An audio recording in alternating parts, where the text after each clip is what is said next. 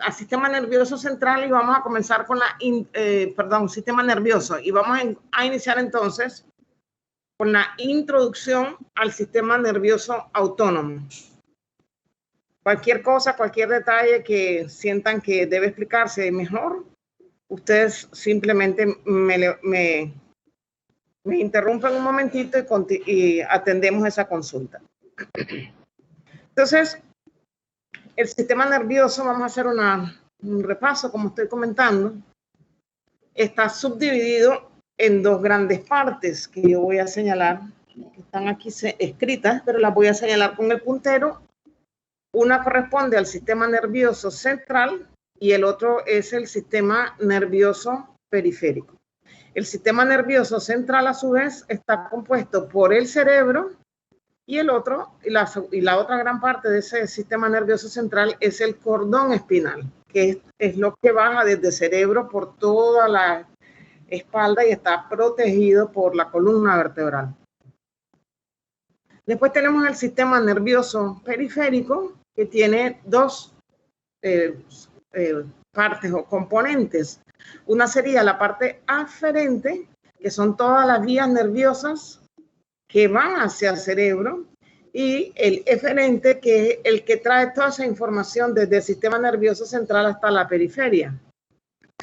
A su vez, el sistema nervioso, esa sección del sistema nervioso periférico, el eferente, se subdivide en dos partes: el sistema nervioso somático voluntario, el muscular, el que me permite levantar pesos, el que me permite caminar, es todo lo que yo hago voluntariamente con toda esa cantidad de músculos que tengo, escribir, coser, todo.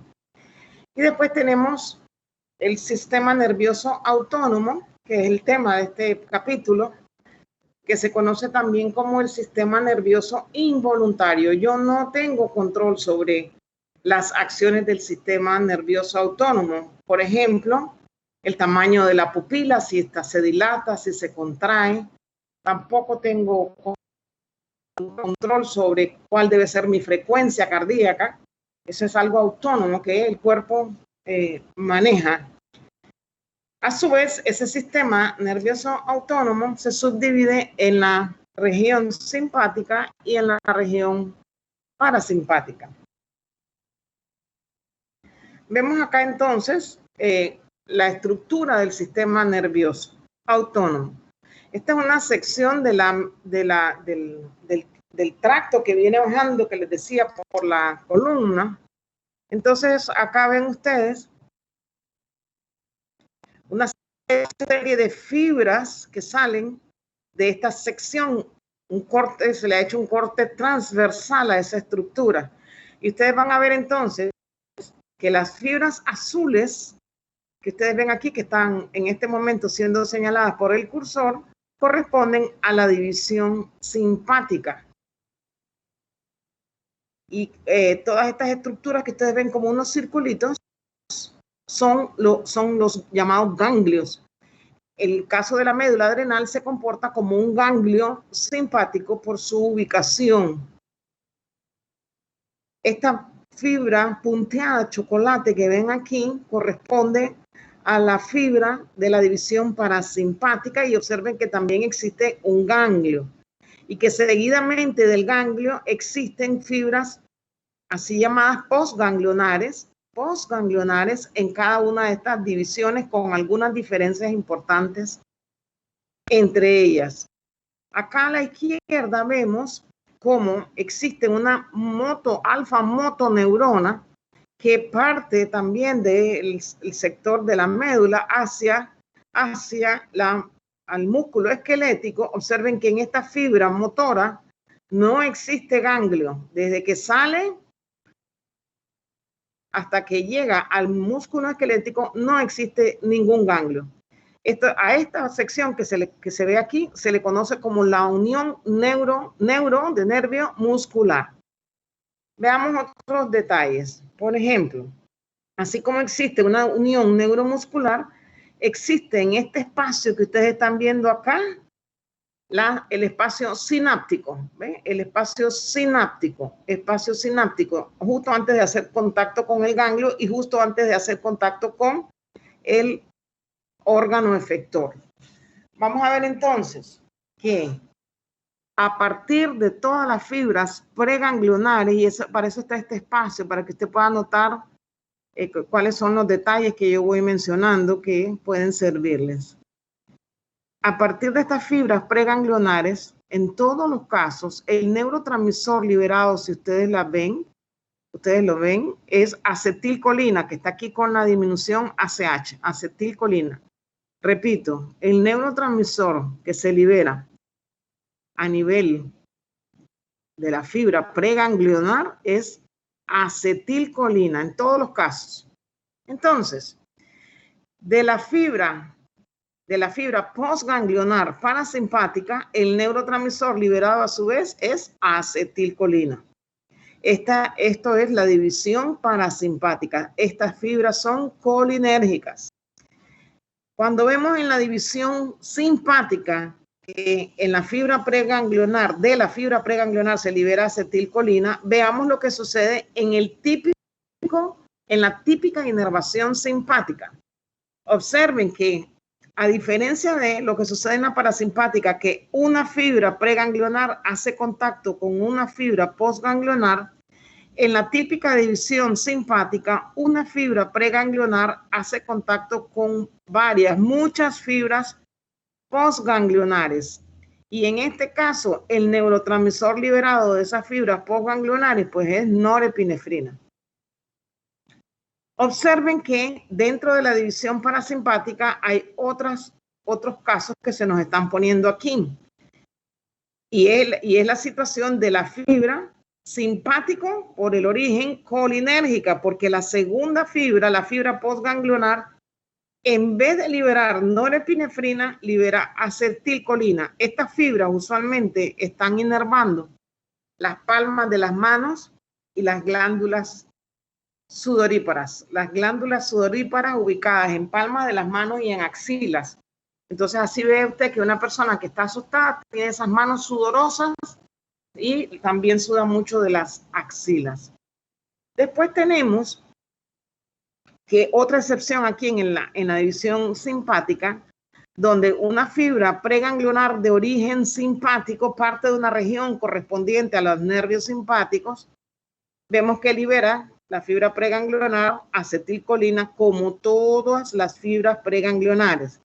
Sin embargo, en vez de hacer contacto con un ganglio, hace contacto con la médula adrenal, que hemos dicho que se comporta como un ganglio simpático. Y la otra excepción con esta fibra es que una vez que la médula adrenal es impactada por acetilcolina, no hay una fibra postganglionar. Lo que se libera de la médula adrenal se libera libremente hacia la circulación sistémica. Se libera de ahí hacia la circulación sistémica. Entonces esa es la estructura general del sistema nervioso autónomo. Separado acá en el esquema, hemos puesto la unión neuromuscular como una fibra colinérgica inerva músculo esquelético. Y esa es la razón de que aparezca acá en este esquema. No forma parte del sistema nervioso autónomo, sin embargo, responde al neurotransmisor colinérgico acetilcolina. Y por eso aparece ahí. Comentarios, preguntas, hasta ahí.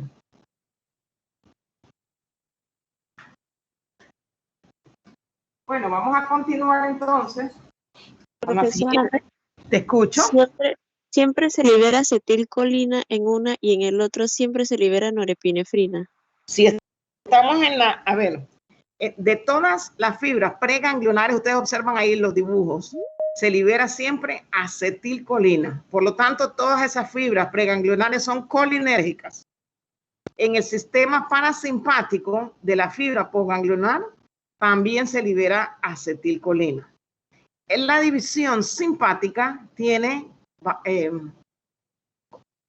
característicamente, esta que estoy señalando aquí es lo que se concibe como división simpática, la típica. ¿Por qué?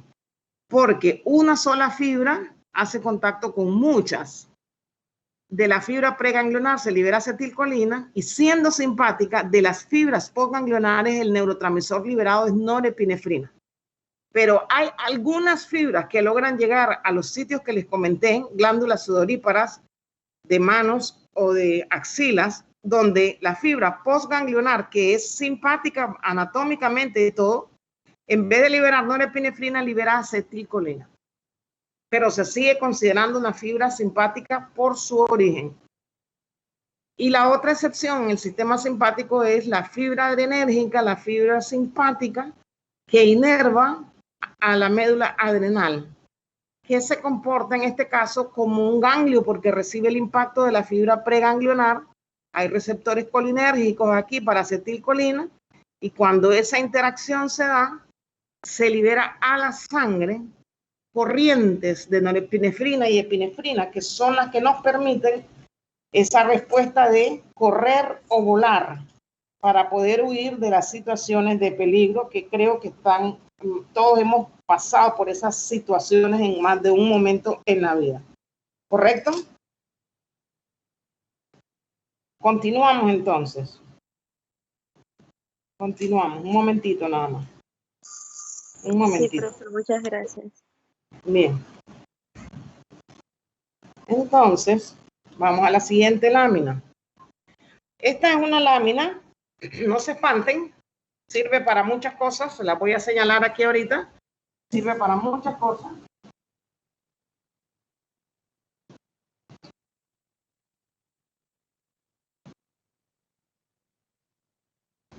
Pero me van siguiendo y después entonces van anotando y repetimos las veces que sea necesario. Este es un esquema tomado de la última edición del Goodman y Gilman, la del 2018, y a mí me parece que aclara mucho de lo que vamos a mencionar acá. Hemos visto en la diapositiva anterior que existe dentro del sistema nervioso autónomo, en las últimas dos diapositivas, una división simpática y una división parasimpática. Pues vamos a avanzar un poco más en la nomenclatura. Se llama división simpática o toracolumbar. ¿Por qué? Fíjense, sigamos el cursor, sigamos el puntero.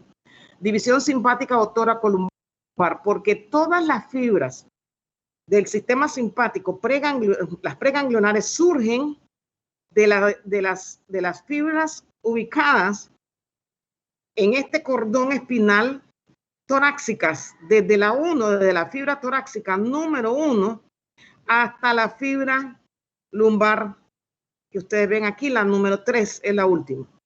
Por eso se llama división simpática o tóraco-lumbar. Están ubicadas en el centro de ese cordón espinal. Y por lo tanto, observen qué interesante. Por lo tanto, sus fibras preganglionares son muy cortitas, ya las ven, están haciendo impacto con esos ganglios que están paralelos al cordón. Son muy cortitas las fibras preganglionares. Son muy cortitas, esa es una característica muy importante que yo la anoto acá. Y asimismo, por ejemplo, nos vamos aquí a la médula adrenal, la están viendo aquí en el centro. Observen que esa fibra simpática preganglionar recorre su camino y llega, ahí termina, ahí está como una patita de gallina abierta en la médula adrenal. Cuando se da la respuesta simpática, que hay una urgencia, hay que correr, hay que salvar la vida, hay que salvarle la vida a alguien más, de esa médula adrenal salen hacia el torrente chorros de norepinefrina y de epinefrina. Observen que no hay fibra postganglionar. ¿Ya la vieron? Ok, entonces vamos a ver ahora la división parasimpática o craneosacral. ¿Por qué craneosacral? Nos vamos aquí al cordón. Estas fibras que aparecen aquí son fibras craneales, que corresponden a nervios craneales, y el resto de los parasimpáticos corresponden a la región sacral. Por lo tanto, cuando yo pienso en división parasimpática, pienso en otro nombre que es el cráneo sacral, a diferencia del simpático, que es tóraco lumbar. Entonces observen ahora cómo del simpático, un momentito, disculpe. Buenos días. Sí. ¿Qué tal, profesor? Buenos días.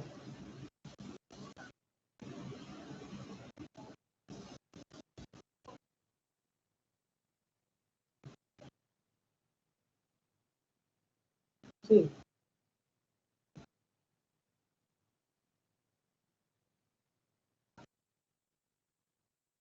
Permítame ver el chat porque no me acuerdo. Un segundito.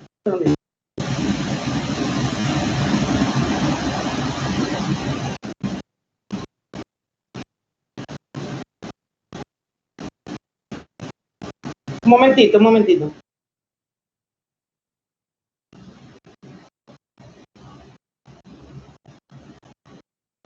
Sí, era un estudiante que ya habían terminado, que se encuentran como en un limbo, porque todavía no estaban vacunados cuando se tomó la decisión de ir a la práctica profesional. Ahora ya ellos están vacunados, han terminado su materia, ya les tenemos la aceptación de los laboratorios, pero necesitábamos el tema de pagaron su seguro y todo, pero la pregunta es ¿con quién se sigue esa actividad? ¿Es a través de la facultad? ¿Es a través de la BAE? ¿Es a través del DIEX?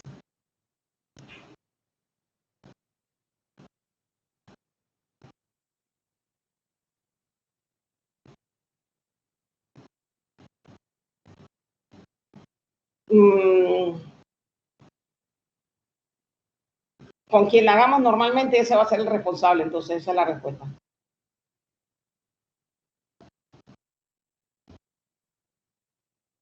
Ya no se matriculan porque están por recibir el diploma, pero no quieren irse sin haber hecho la práctica y esa fue una de las decisiones que tomó la facultad, que para esos muchachos se les iba a permitir que aunque estuviesen en el borde de recibir el diploma, pudiesen concretar su práctica porque antes no habían podido hacerlo porque no estaban vacunados.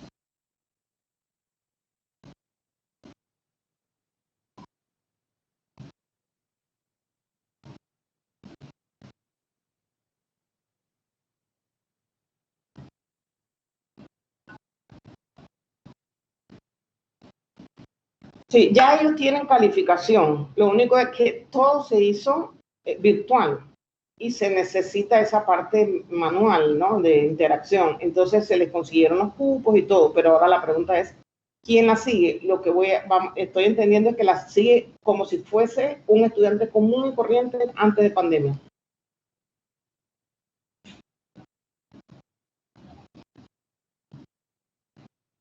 De sus horas, exacto, claro, porque como no aparecen matriculados, no se les reconoce, se tendría que hacer alguna excepción ahí. Ok. Ok.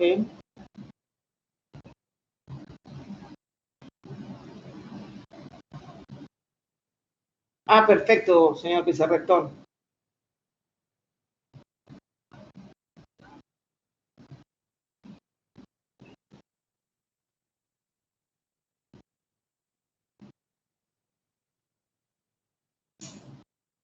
Perfecto.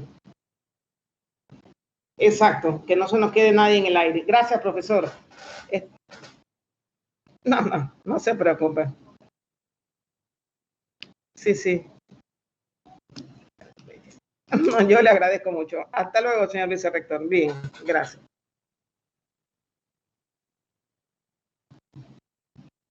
Estamos ahí, disculpen, jóvenes, pero es que a veces me toca eso y no me atrevo a tocar aquí mucho, no sea que nos desconectemos. ¿Aló? ¿Hola? Sí, profesora. Sí, profe. Sí, seguimos entonces. Ok, Profesora, entonces, sí, te escucho.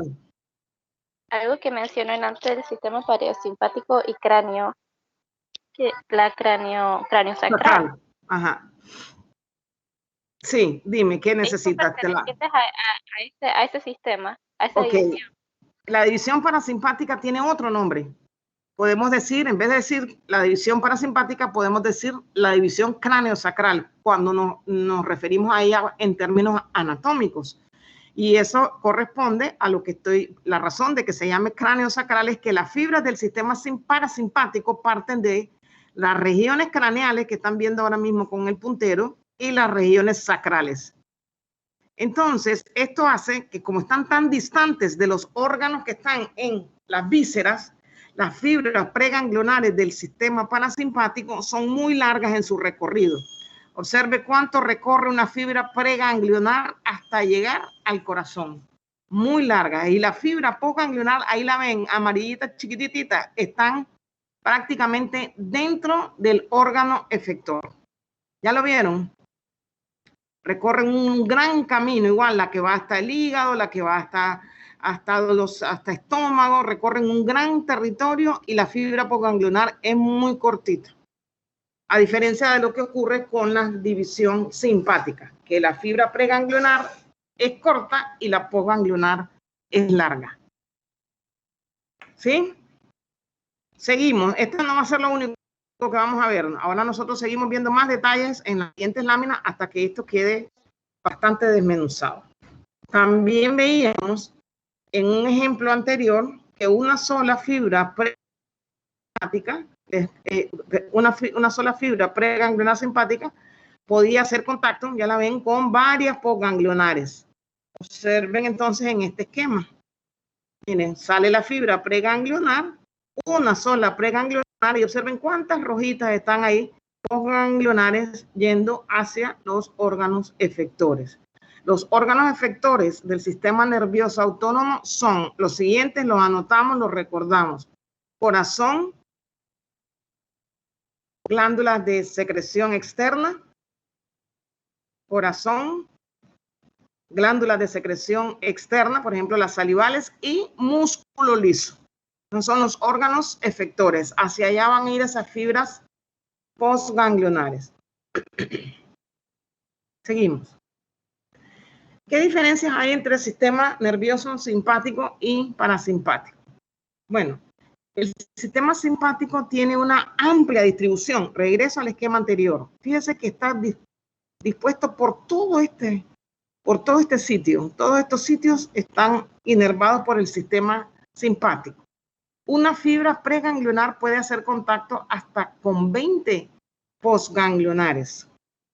Por lo tanto, la respuesta es difusa en el momento en que se presenta esa situación que se da en situaciones que pueden ser de urgencia, como por ejemplo cuando hay dolor, cuando hay asfixia, cuando hay emociones intensas, miedo, espanto, pero también cuando hay mucha alegría se nos acelera el corazón, ¿verdad? Entonces, cuando hay emociones intensas, ese sistema se caracteriza por las respuestas que se han denominado como de pelear o volar. Es un sistema que busca cómo salvemos la vida. Así cuando ustedes ven, por ejemplo, edificios que caen, que se derrumban, incendios, el común denominador de la gente, ¿qué hacemos?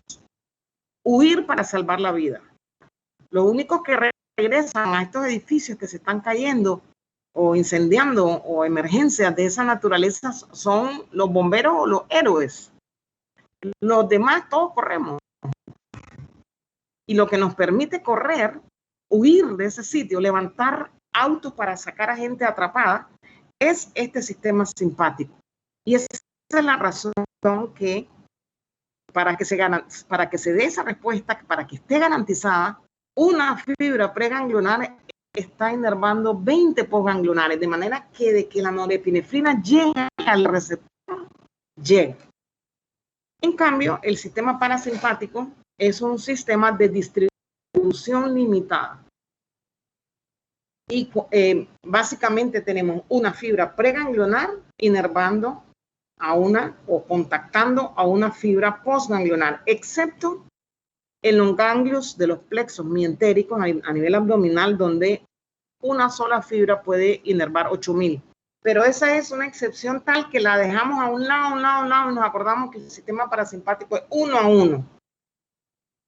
Por lo tanto, la respuesta que genera este sistema es una respuesta discreta, muy puntual. Es un sistema relacionado a las funciones esenciales de conservación. Si yo no puedo recordar ninguna otra función de este sistema, tengo que recordarme de la función digestiva. Es una función que en el momento no es una urgencia, pero se necesita porque eso me ayuda a mantenerme saludable, ¿sí? Me ayuda a mantenerme nutrido. Todos los días tengo que comer, si no me voy debilitando con el tiempo. Entonces, una de las divisiones nos ayuda a estar preparados para luchar, para huir. Me van a robar, Dios mío, pues agarro una velocidad con esos piecitos que normalmente tal vez ni siquiera los reconozco, que yo lo podría hacer, pero es que hay una descarga tal de este neurotransmisor que todo el cuerpo se pone en alerta. En cambio, el parasimpático es para que yo me nutra, y la digestión la hacemos en reposo. Nadie hace la digestión corriendo ni bailando. Para hacer la digestión, incluso se aconseja tomarse unos minutos de descanso, ¿verdad? Entonces veamos otra representación de lo mismo que estamos conversando. Observen, el sistema somático. Voy a regresar hacia atrás para que ustedes lo reconozcan en el otro esquema que lo vimos. Este es el sistema, aquí a la izquierda, el sistema somático. La fibra parte directamente del cordón espinal, sin ganglios, libera acetilcolina y controla la contracción. Ese sistema somático. Entonces, ese sistema somático está en diferentes niveles de ese cordón espinal. Las fibras van a salir a diferentes niveles del cordón espinal. ¿Por qué? Porque en diferentes niveles de nuestro cuerpo hay músculos de diferentes naturaleza. Esa neurona se llama una motoneurona, alfa motoneurona. Y observe que no hay ganglio y lo que se libera, el neurotransmisor que se libera es acetilcolina. Y por eso lo estudiamos acá en el sistema nervioso autónomo por la presencia de este neurotransmisor, que va a tener como receptor en ese sitio, en ese sitio particular, al receptor nicotínico sub-M o nicotínico muscular.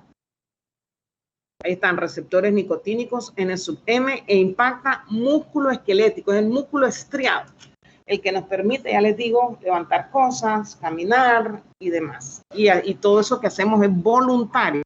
En cambio, lo que estamos explicando a partir del sistema autonómico, de esas dos palabras, es precisamente el tema de este capítulo, sistema nervioso autónomo. Observen, ya lo vemos.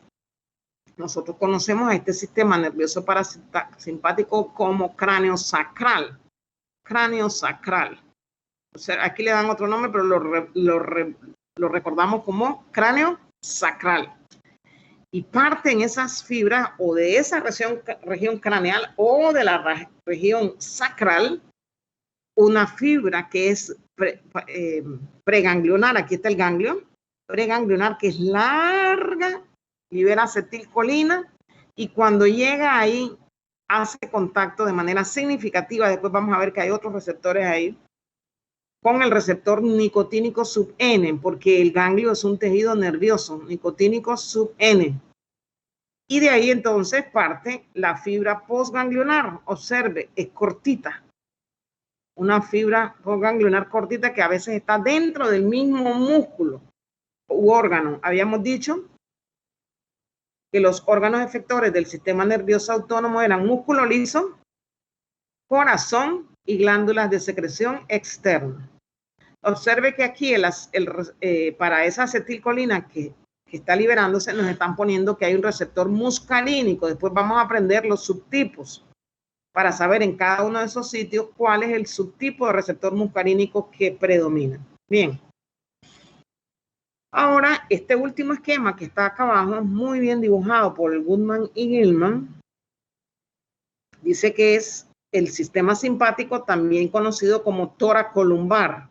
Como toracolumbar me aparece un ganglio, una fibra preganglionar cortita que libera acetilcolina, que impacta con el receptor nicotínico en el ganglio y que de ahí se generan varias fibras postganglionares. ¿Ya la vieron?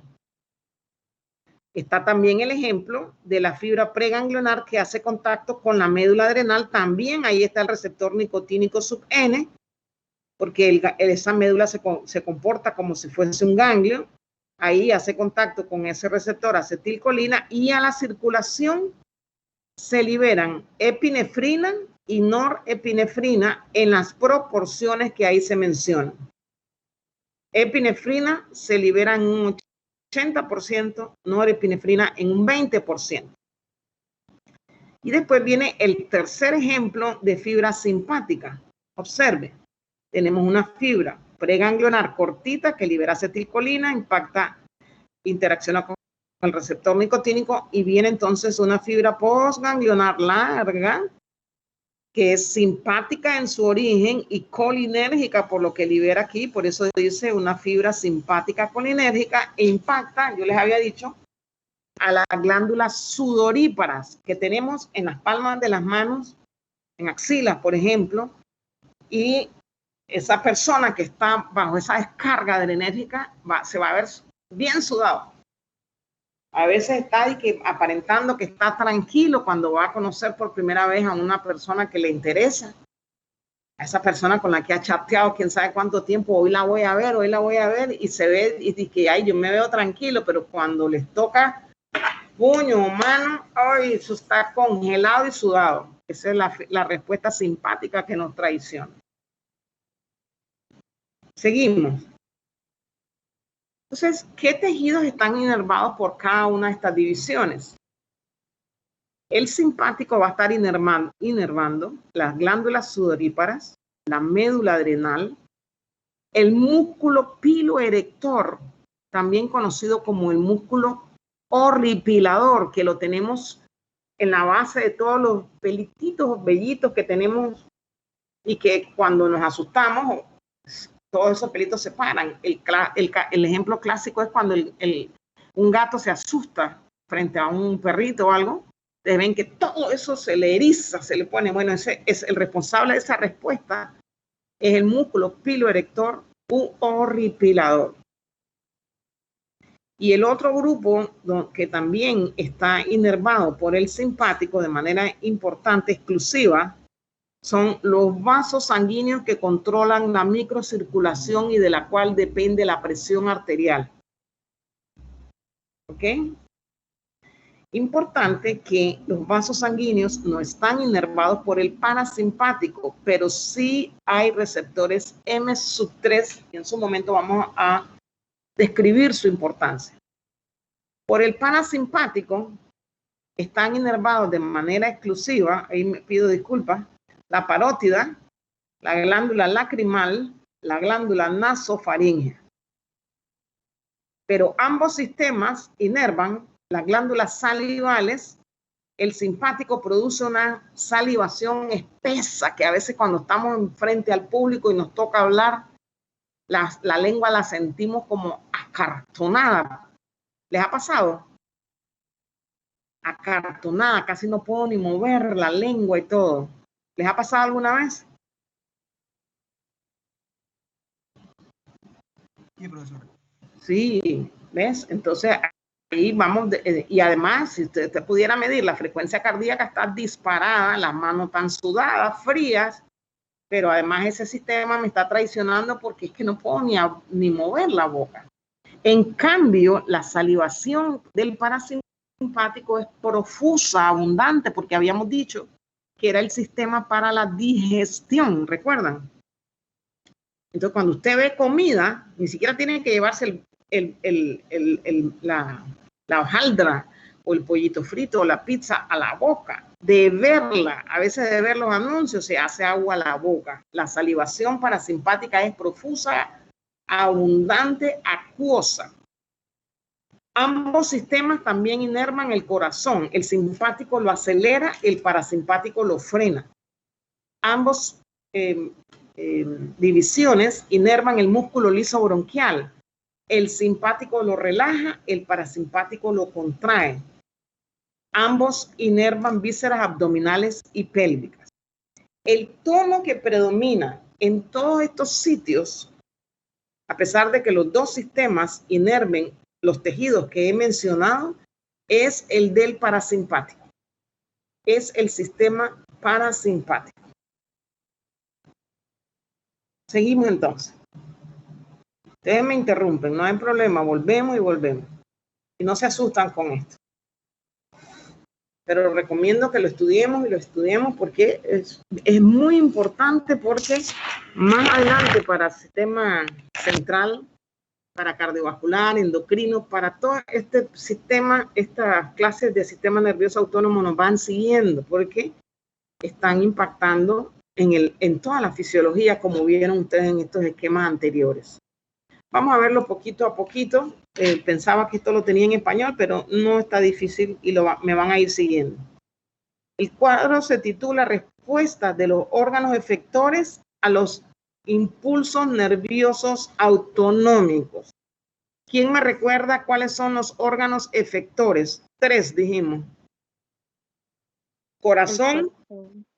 A ver. Sí, corazón. Músculo liso. Muy bien, músculo liso y las acabamos de mencionar ahorita, saliva abundante, Glándula de secreción externa. Perfecto. Corazón, músculo liso y glándulas de secreción externa. Muy bien. Nos vamos entonces aquí al órgano, fíjense, al órgano, y ahí está ya más definido. Dice en el ojo. ¿Qué pasa con el músculo radial del iris? Que es, el radial es el que hace como los rayos de la bicicleta, ¿sí?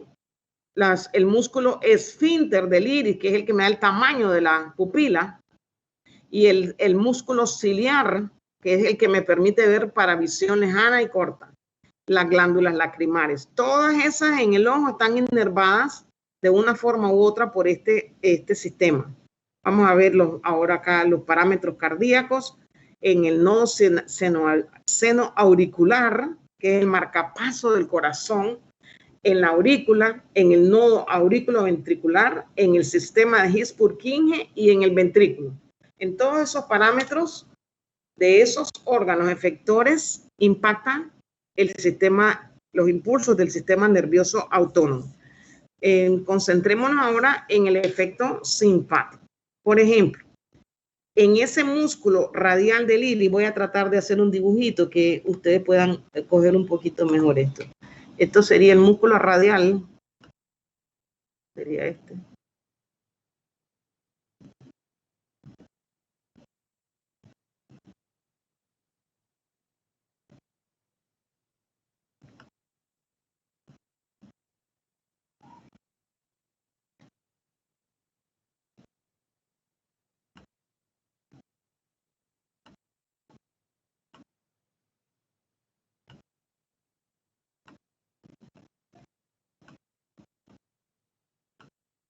Esas rayas que estoy colocando ahí, en esa raya es el músculo radial y ahí hay receptores alfa 1. Entonces, cuando norepinefrina llega, observe lo que le pasa a esa pupila que es la que está en el centro. Observe lo que va a pasar.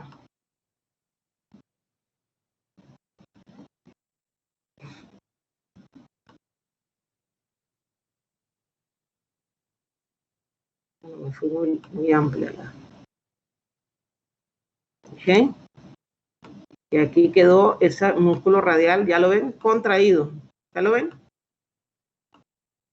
Piensen en el ojo del gato asustado. Se les ve la pupila bien grande, ¿verdad? Observen cómo se redujo ese tamaño de ese músculo radial. Ese receptor, el receptor que está ahí, el subtipo de receptor, el receptor alfa 1. ¿Ya lo vieron? ¿Ven la diferencia? La ubicación de ese receptor alfa 1 llega a norepinefrina y provoca la contracción de ese músculo y vemos entonces midriasis, dice ahí, contracción de ese músculo y que se manifiesta como midriasis, la pupila dilatada. Midriasis, la pupila dilatada. Alguien que se atreva a adelantarme aquí, ¿cuál podría ser ese mecanismo de acción? Voy a hacer otra anotación ahí, vea. Midriasis, a mí me gusta siempre hacer algún tipo de analogía, porque eso es fácil después recordarlo. Algún tipo de analogía. Midriasis. Terrible escribir aquí con esto, Dios mío. Midriasis. Y entonces el efecto que se observa, dicho de otra manera, es dilatación. ¿Ya lo ven?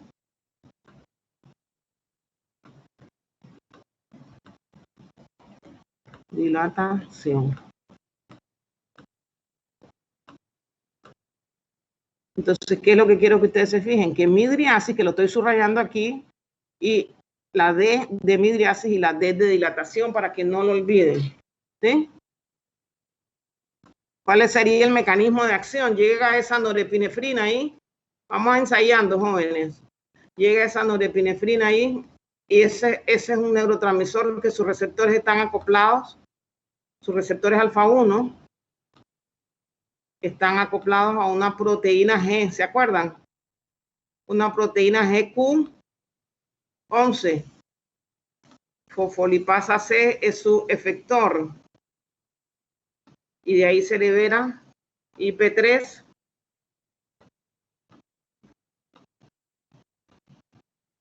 Diacilglicerol. ¿Qué viene de último? ¿Cuál es el último mensajero ahí?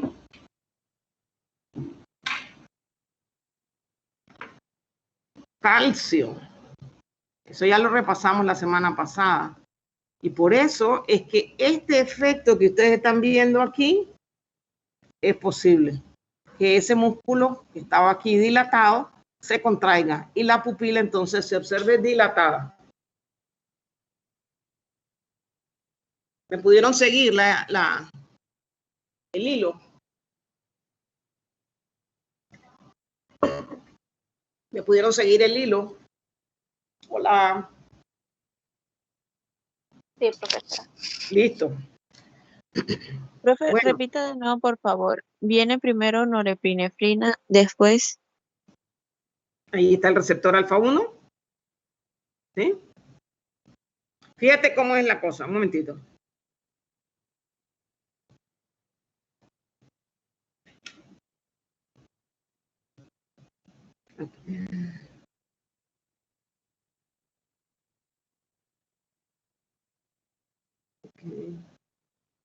Aquí están los tora columbar del simpático. De aquí hace conexión. No aparece aquí dibujado, pero ella va a buscar el ojo. Hasta acá. Ahí está el iris. ¿Ya lo vieron? De aquí de ese ganglio parte una línea roja punteada buscando ese músculo radial que les decía yo que eran como los rayos de la bicicleta, que son las varillitas esas de metal que mantienen la rueda de la bicicleta en su forma.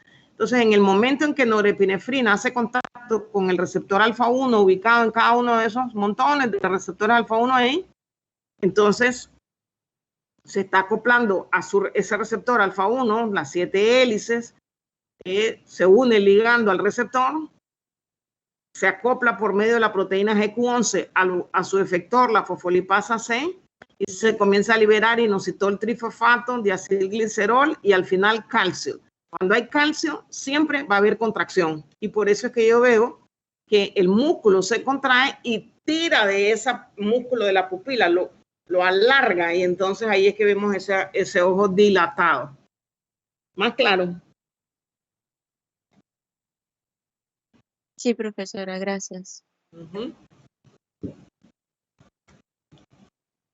Bueno, en el caso del iris, el esfínter del iris, que es este que está aquí en el centro del dibujito ese que les he tratado de hacer ahí no hay inervación simpática, igual que no la hay en el parasimpático para esos músculos radiales. En el esfínter del iris lo que hay es inervación parasimpática y hay dos receptores, M3, M2, y aunque digan M2, nosotros nos vamos a acordar siempre de M3, y M2 nada más para corazón, M3, M3, M3 en todas partes. Entonces, ¿qué hace ese M3? Provoca contracción, y entonces la pupila, en vez de dilatarse, se pone, ya se lo pongo aquí, cuando es el caso de esa sería la pupila, ¿ah? Estos serían los músculos radiales, y la pupila se vuelve puntiforme, es un puntito nada más. ¿Ya lo vieron? Aquí el que está trabajando es M3. Aquí el neurotransmisor que está trabajando es acetilcolina.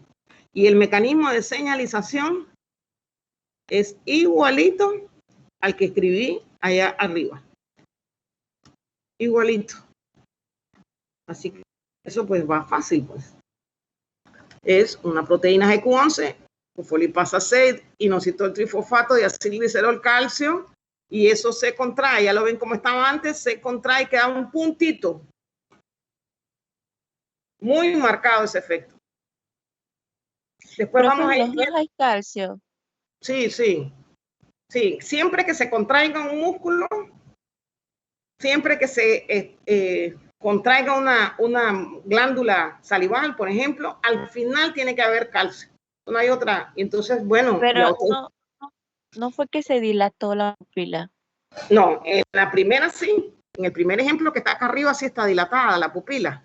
Pero fíjese por qué se dilató. Porque este músculo radial, al interaccionar norepinefrina con el receptor alfa, se contrae. Mira lo que es chiquitito que está aquí, ¿ya lo ves? Y entonces ala a ese músculo del iris y vemos esa pupila enorme dilatada. ¿Ya lo vio? Ah, ya entendí, profe. Ok. Y lo contrario es cuando se produce miosis por el sistema parasimpático. Y así vamos a ir poquito a poco. Cuando hay miosis, entonces igual hay acción del calcio o no hay acción del calcio. ¿Cuándo hay qué? Miosis. Sí, pero en otro músculo. Fíjese que aquí en este es el ojo. Este que está acá arriba es el ojo que yo le he dibujado, el dibujo espantosísimo, pero ese es el único que tengo. Entonces aquí está el tamaño de la pupila normal y aquí tenemos el que se llama músculo esfínter del ojo. Y acá tenemos el músculo radial, que es el que estoy señalando ahorita, que es como si fuesen los rayos de la rueda de la bicicleta. Entonces, cuando este músculo esfínter, que está inervado por el parasimpático, ahí hay receptores M3, llega a acetilcolina, se une al M3, eso se vuelve un puntito como al contraerse, se vuelve como un puntito de alfiler y la pupila se queda puntiforme y queda como está acá abajo. Para que esa contracción de ese músculo se dé, si yo no supiera el mecanismo, ni siquiera lo entendiéramos, no se hubiese dibujado nunca, yo siempre pensaría que ahí tiene que haber calcio. Tiene que haber calcio que está aportando cargas positivas y se da la contracción muscular. Cuando el neurotransmisor llegue que corresponde, llegue al músculo radial, que en este caso es norepinefrina, también se van a contraer ese músculo radial. Y ahí lo vemos contraído, pero a su vez vemos entonces la pupila dilatada. Dos efectos completamente separados. Por eso lo puse arriba solito para norepinefrina y acá abajo solito para acetilcolina. Pero le dije que el mecanismo de acción es el mismo, es lo que habíamos visto anteriormente cuando decíamos que los dominios de unión y el dominio efector de los receptores eran los que justificaban que hubiese muchos neurotransmisores que trabajan sobre receptores diferentes a través del mismo mecanismo. Este es un ejemplo. ¿Ya? Seguimos. Esto se va a volver a dar, así que ustedes lo van a entender a las finales de segurísimo. Veamos las glándulas lacrimales. Tanto por el sistema simpático como por el sistema parasimpático hay secreción de lágrimas. Las lágrimas abundantes las da el sistema parasimpático con su receptor M3 para que esa glándula lacrimal se contraiga y veamos esos borbotones de lágrimas que muchas veces producimos. Tiene que unirse al M3 y el mecanismo es el mismo. Fíjense que es fácil, que todo lo que estamos viendo, el mecanismo es consistente. ¿Estamos bien? Vamos a dejar los mecanismos para más tarde, para no confundirlos. Vamos a ir viendo los efectos nada más.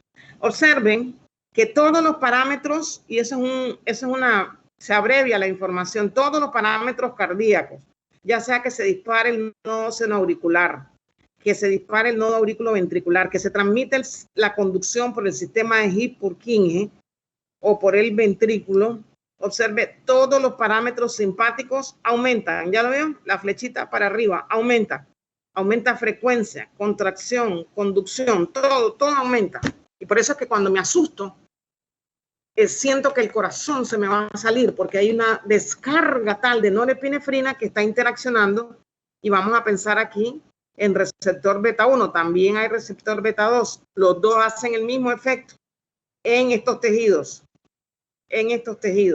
Después vamos a estudiar el mecanismo de acción, pero ustedes lo tienen que haber sentido ya, o sea, ese susto, ay Dios mío, ahora me va a preguntar a mí la profesora, ahí viene el examen, se me fue la internet.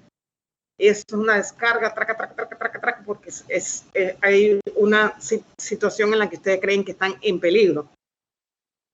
En cambio, el parasimpático, observe que el receptor que predomina aquí en actividad, y ahí se lo vamos a recordar, es el M2. ¿Y qué hace? Disminuye todos los parámetros. Hace exactamente el efecto contrario a noradrenalina en corazón. Disminuye todo. Se baja la frecuencia, se baja la conducción. Vamos a continuar al siguiente cuadro. En los vasos sanguíneos, estos cuadros ustedes los tienen en español en su guía de laboratorio, que se las debe haber compartido el profesor Moreno. En los vasos sanguíneos, observen, el sistema parasimpático que vendría aquí, prácticamente no hay inervación. ¿Se acuerda? No hay inervación. Eso hay que recordarlo porque ya lo habíamos dicho. Y en todos los vasos sanguíneos que están inervados por el sistema simpático, observe cuál es el efecto que predomina. Constricción. Receptores alfa 1, ahí están presentes receptores alfa 1, alfa 2 y está presente también el receptor beta 2. Cuando se produce dilatación en un vaso sanguíneo, es responsable de la dilatación en el beta 2. Eso es lo que vamos a recordar y lo vamos a estudiar también en mucho detalle. Pero la respuesta alfa en un vaso sanguíneo, ya conocemos el mecanismo, es constricción. Y de parte del sistema parasimpático no hay inervación, ya lo habíamos dicho. En el endotelio existen receptores M3 que aumentan la actividad de la sintetasa de óxido nítrico, y eso lleva a un mecanismo particular que permite dilatación. Recordarlo, ese es uno de las excepciones con el receptor M3. Aquí no vamos a ver esto todavía. Sí, te escucho. El simpático no hay inervación, pero en el parasimpático cuando hay constricción. Espérame. Te lo voy a escribir aquí. Esta columna es para sistema simpático, que normalmente va a producir constricción, ¿ya lo ven? Y cuando es constricción está vinculada a receptores alfa 1 y receptores alfa 2. Cuando se produce dilatación, lo voy a poner señalado en otro sitio, las veces que observemos dilatación, el receptor que está ahí es el receptor beta 2. ¿Ok? Eso lo vamos a ver con más detalle más adelantito. Nada más recordar eso como para abreviar información. Entonces, espérenme que se me perdió el... Un momentito.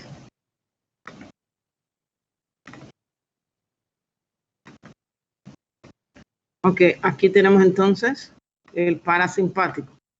Esta columna corresponde al parasimpático.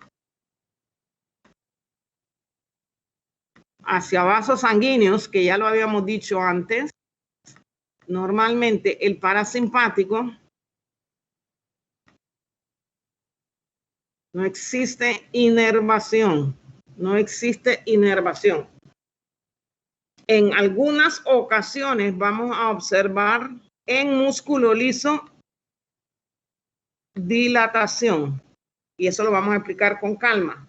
Pero en el endotelio existe receptor M3 con un mecanismo distinto al que hemos visto anteriormente, que aumenta la actividad de la sintetasa de óxido nítrico y dilata el endotelio.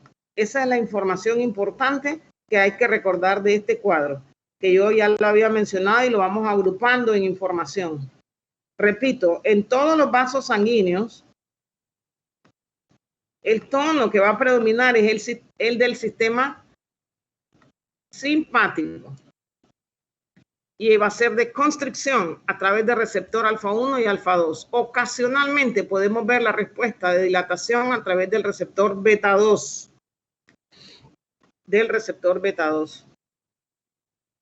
Por otro lado, en el parasimpático podemos afirmar que no existe inervación, pero en algunos sitios nos vamos a encontrar el receptor M3 para producir dilatación en músculo liso y en endotelio, que es la fina capa de células que recubre el músculo liso de los vasos sanguíneos, tenemos el receptor M3 que aumenta la actividad de la sintetasa de óxido nítrico y produce dilatación. Vamos a estudiar su mecanismo en su momento. ¿Te queda más claro así? Si no queda más claro, yo busco la manera de explicar. Hola. Sigo. Entonces los receptores simpáticos eran alfa 1 para el parasimpático era alfa 1 y alfa 2. No, para el simpático. Para el simpático. Simpático. Entonces, en el parasimpático no ocurre nada. Exacto. Usualmente nosotros no vamos a ver respuesta del parasimpático a nivel de vasos sanguíneos, porque no hay inervación, no llega ningún nervio, todos esos que salen del cordón espinal, no llega ningún nervio a vasos sanguíneos. Pero los receptores M3 pueden estar en músculo liso vascular presentes. Lo que no tienen es un papel fisiológico. Ese papel fisiológico no existe. Sin embargo, si usted administra fármacos que tengan afinidad por ese receptor, va a haber respuesta. Y la respuesta va a ser de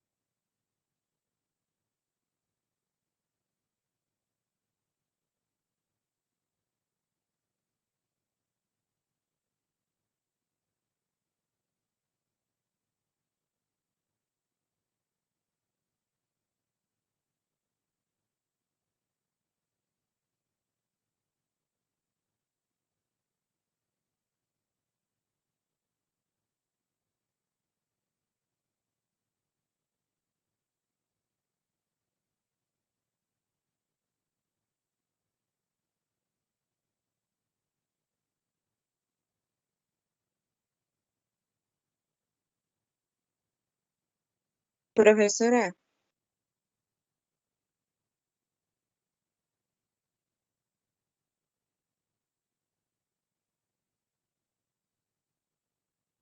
Yo creo que se le fue el internet.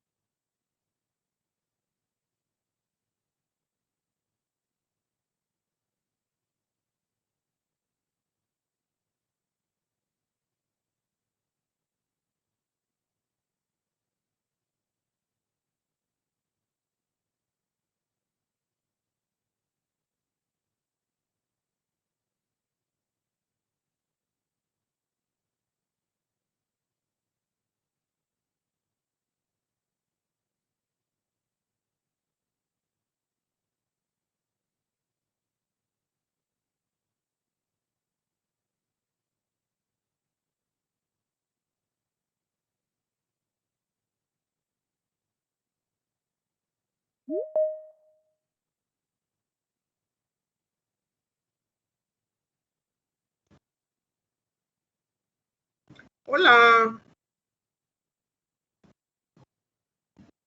Hola, profe. Ya regresé, disculpen, no sé qué sucedió, pero bueno, ya ustedes saben que todo esto puede pasar. Voy a tratar de recuperar porque nos quedan todavía unos minutos. ¿Sí? Se salieron la mayoría, por lo que veo. ¿O estoy equivocada? ¿Están todos? A ver. Parece que hay una buena cantidad. ¿Les parece que aprovechemos los minutos que nos quedan?